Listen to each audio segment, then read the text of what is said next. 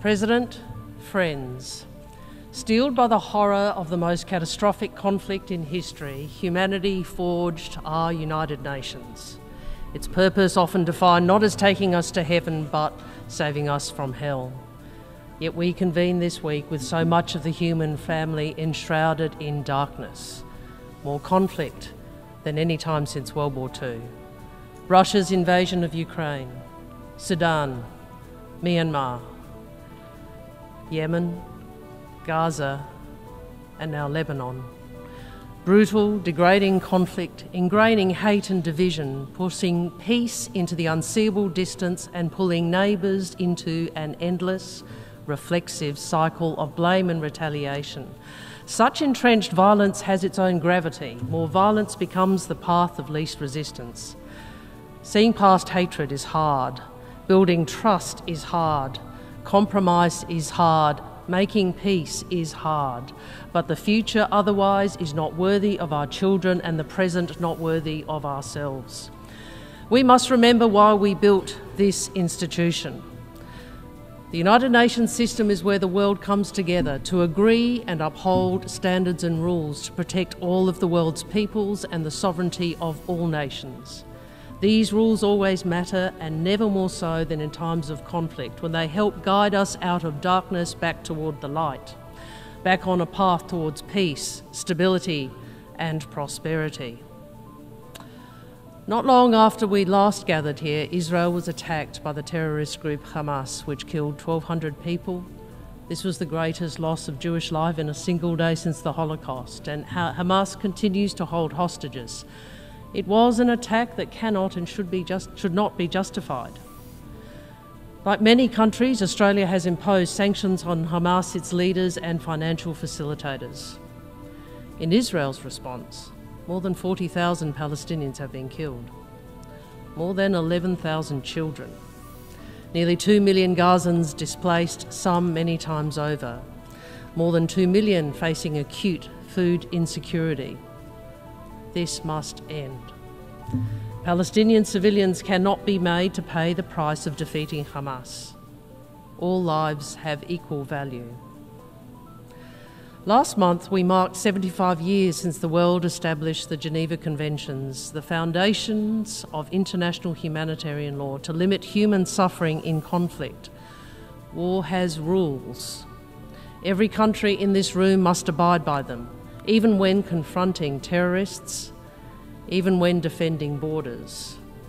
Israel must comply with the binding orders of the International Court of Justice, including to enable the provision of basic services and humanitarian assistance at scale. Australia shares the frustration of the great majority of countries more than 77 years since this General Assembly adopted Resolution 181, a plan for 2 states side by side, one Jewish, one Palestinian. 77 years later, that Palestinian state still does not exist, long held out as the promise at the end of a peace process that has ground to a halt. The world cannot wait. We must all contribute new ways to break the cycle of conflict. Earlier this year, Australia voted in the General Assembly in support of Palestinian aspirations for full membership of the United Nations. We have sanctioned Israeli extremist settlers and will deny anyone identified as an extremist settler a visa to travel to Australia. But individual country actions alone are not moving the dial. The international community must work together to pave a path to lasting peace. The world cannot keep hoping the parties will do this themselves. We cannot allow any party to obstruct the prospect of peace. As I've said for many months, Australia no longer sees Palestinian recognition as the destination of a peace process, but a contribution towards momentum towards peace. Australia wants to engage on new ways to build momentum, including the role of the Security Council in setting a pathway for 2 states, with a clear timeline for the international declaration of Palestinian statehood. Because a 2-state solution is the only hope of breaking the endless cycle of violence, the only hope to see a secure and prosperous future for both peoples. to give the Palestinian people the opportunity to realise their aspirations through self-determination, to strengthen the forces for peace across the region and undermine extremism. A two-state solution, Israel and Palestine, is the opposite of what Hamas wants. Hamas does not want peace, and it does not want security for the State of Israel. Any future Palestinian state must not be in a position to threaten Israel's security, and there can be no role for terrorists, and it will need a reformed Palestinian Authority. Right now, the suffering across the region must end. Hostages must be released, aid must flow. Australia has provided more than $80 million in humanitarian aid to support civilians who have been devastated by this conflict. But humanitarian aid is not a long-term answer.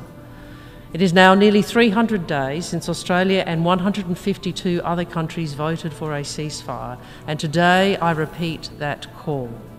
Just as I repeat Australia's call for a ceasefire in Lebanon and for parties to fully implement Resolution 1701, Lebanon cannot become the next Gaza. We know Australia is not a central player in the Middle East, but we seek to be a constructive voice for peace and the upholding of international law, including the protection of civilians. In order to protect civilians, we must also protect aid workers who deliver the food, water and medicine civilians need to survive. Aid workers are the best of humanity. Their selfless devotion to improving the lives of others should not cost them their own. Yet 2023 was the deadliest year on record for aid workers, and 2024 is on track to be even worse.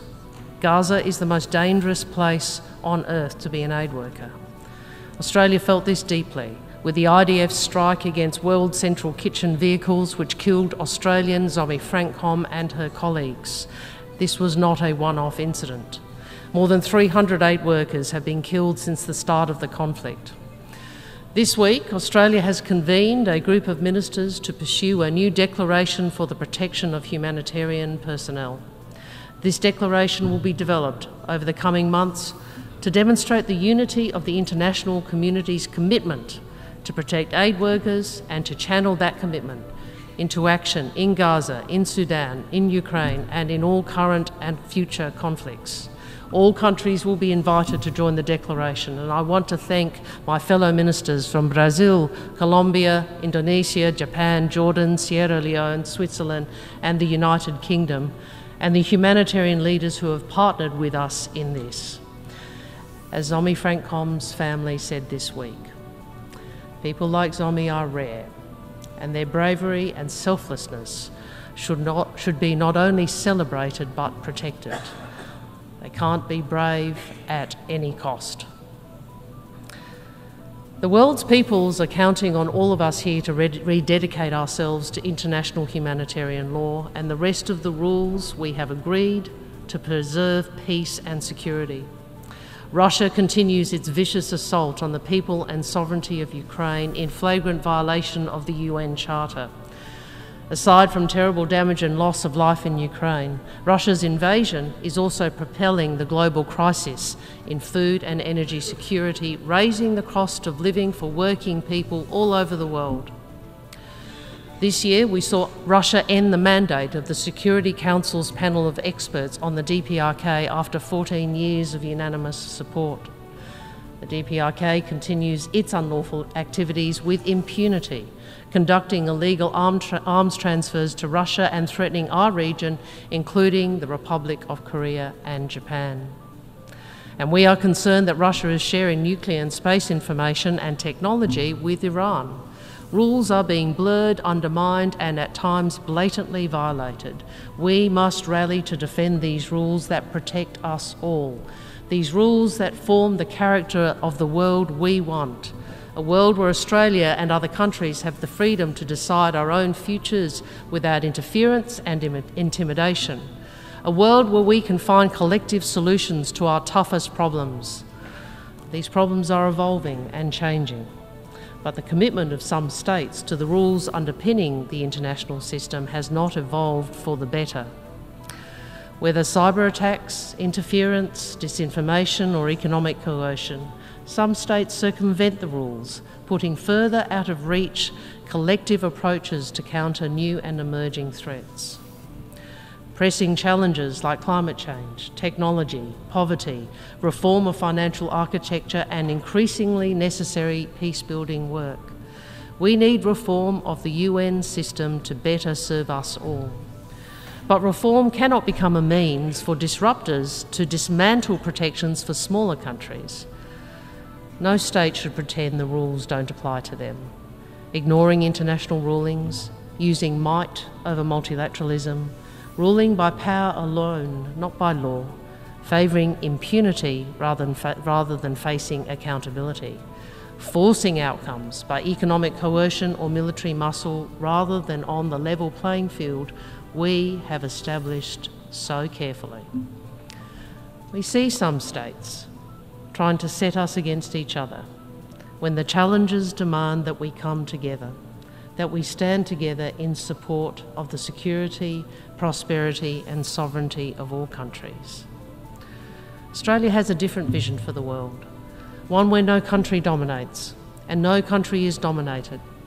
When disputes inevitably arise, we insist those differences are managed through dialogue and according to the rules, not simply by force or raw power. It's why we have consistently pressed China on peace and stability in the South China Sea and Taiwan Strait, and why we have welcomed the resumption of leader and military level dialogue between the United States and China. Some countries may dismiss the rules as a Western construct. Well, our Asia-Pacific region tells a different story. Take the agreement between Vietnam and Indonesia to delimit their exclusive economic zone after 12 years of negotiations, an example of how long-standing maritime disputes can be resolved in accordance with international law. Take Vanuatu's landmark International Court of Justice initiative on climate change, or Fiji and Solomon Islands maritime boundary agreements. Take the Bay of Bengal arbitration, where states peacefully resolved long-standing and sensitive claims under UNCLOS, the UN Convention on the Law of the Sea. Or Australia and Timor-Leste, initiating the first ever compulsory conciliation under UNCLOS, leading to the resolution of our maritime boundary dispute. We see it in the Philippines' decision to go to the arbitral tribunal constituted under the UNCLOS and its unanimous clear ruling in the South China Sea arbitration between the Philippines and China, which is final and binding on the parties. These cases in our region illustrate how international law has been built, defended, and promoted by small and medium countries from different traditions. The countries of our region have embedded the rules that serve us all, and we make an ongoing contribution to maintaining and promoting them. And together we want to pursue peaceful ways to resolve disputes. We know this doesn't happen on its own. All of us help make it happen. Australia is doing this by being active, by exercising agency, and by contributing our efforts to the balance of power in our region and in the world. Our candidacy for a non-permanent seat on the Security Council for the term 29 to 30 reflects our deep commitment to contributing to international peace and security. The Security Council is a foundation of our collective peace and security, but we must reform it. Australia wants greater permanent and non-permanent representation for Africa, Latin America, the Caribbean, and Asia Pacific. This body must represent the world as it is in the 21st century. We must also reform the peace-building and conflict prevention architecture. It's not working.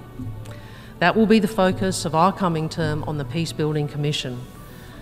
We will support national prevention strategies in our term, essential for local peace building, and we are providing additional resources and staff to the PBC's support and secretariat bodies. We will increase our voluntary contribution to the UN Peacebuilding Fund to $15 million a year, because we are committed to doing all we can to de-escalate and prevent conflict.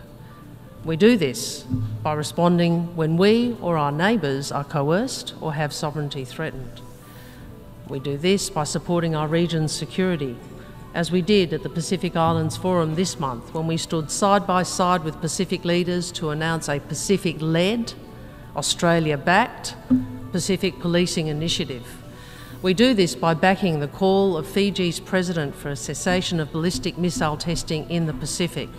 We do this by combining reassurance and deterrence, by working with our friends and partners openly and transparently, so no potential aggressor thinks the pursuit of conflict is worth the risk. But there is so much more to do. Friends, for peace to be truly durable, it must be built by and for all of society, including women. Yet here in the world's premier peace forum, only about 1 in 10 speakers at this dais so far this week have been women. Gender equality is a primary predictor of peace, even more so than a state's wealth or political system. And that is why Australia champions the Women, Peace and Security agenda. We support initiatives we know are working, like the Southeast Asia Women Peace Mediators, who link stakeholders to enhance the potential for constructive dialogue, like the Pacific Women Mediators Network, a locally led, vibrant, inclusive platform to support women's political leadership. And earlier this week, with Germany, Canada and the Netherlands, Australia invoked Afghanistan's responsibility under international law for the violations of the rights of women and girls. The Taliban have erased women from Afghanistan's self-portrait, effectively imprisoning half their society's population immediately halves their country's potential, depleting the soul and the prospects of a nation. Any country that wants to develop fully must encourage the full participation of all its people. So we can't pursue only parts of the 2030 agenda. We must achieve all of the Sustainable Development Goals. And yet, with just over 5 years to 2030, over a third of the SDGs are stalled or regressing, and finance targets are not being met. In times of scarcity, we need every development dollar to count. And this is why we need to strengthen the global financial architecture. And this is why Australia is backing the multidimensional vulnerability index and the Bridgetown initiative. This is why Australia is championing reforms that make the MDBs more responsive to global shocks and build sustainability and resilience, particularly in the smallest and most vulnerable countries. This year, Australia committed 492 million Australian dollars to the Asian Development Fund, working with Japan to unlock a record $5 billion in new assistance to the region's most vulnerable countries over the next decade. Financial pressures are further strained by the trend of trade being used as a point of leverage rather than an opportunity, as economic interdependence is misused for political and strategic ends. Nearly every country in this room depends on open trade with transparent and predictable rules. So we must keep working together to uphold these trade rules that underpin our economic growth and the livelihoods of our peoples. Of course, it's not just finance and unfair trade arrangements that threaten development. Climate change is causing more disasters, reversing years of development gains overnight. Extreme weather threatens food and water security with grave implications for global stability. Australia is acting at home, enshrining our ambitious emissions reductions targets into legislation, 43% by 2030, net zero by 2050. We are transforming our economy. Within this decade, 82% of our electricity generation will be renewable, up from just 32% when I first addressed you 2 years ago. We are building new industries to accelerate our economic transition and to export reliable, renewable energy to the world. And we are acting internationally to respond to our partners. By the end of 2025, Australia will offer climate-resilient debt clauses in our sovereign loans. And the groundbreaking Australia-Tuvalu-Fallipili Union Treaty entered into force on the 28th of August. Friends, it is the first time two nations have recognised in a legally binding treaty continuing statehood and sovereignty notwithstanding the impacts of sea level rise. And this agreement supports Tuvaluans to live and thrive at home through land reclamation and investments in infrastructure, education and health. At the same time, Tuvaluans have the choice to live, study and work in Australia. Mobility with dignity means ensuring people have a genuine choice to stay. Pacific voices have demonstrated sustained, clear and innovative leadership as well as tremendous resilience. This is why we are bidding to host COP31 in partnership with the Pacific. We want to show the world the unique climate challenges facing our regions and amplify the voices of small island developing states, the custodians of the world's oceans.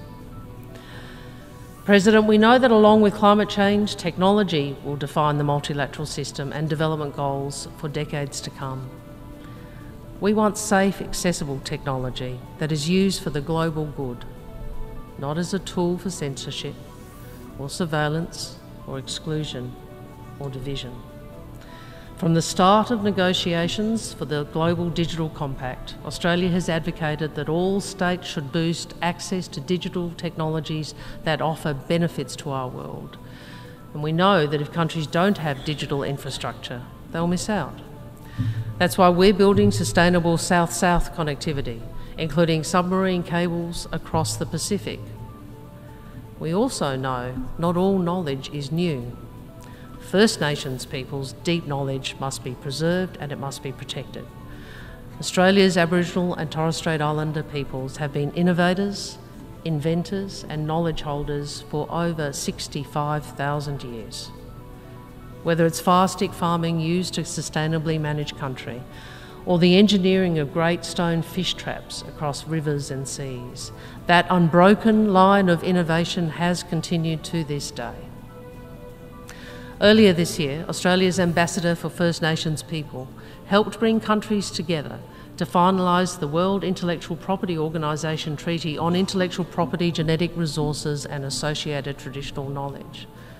It's a treaty that acknowledges the link between traditional knowledge and innovation and intellectual property. It helps First Nations communities identify and protect the use of their knowledge by others, which in turn will spur collaboration between researchers, innovators and communities, opening up new opportunities for First Nations entrepreneurship. But friends, this treaty is remarkable for another reason. You see, it serves as a source of optimism. 193 member states agreed on new rules to the world's intellectual property system. That's an extraordinary achievement.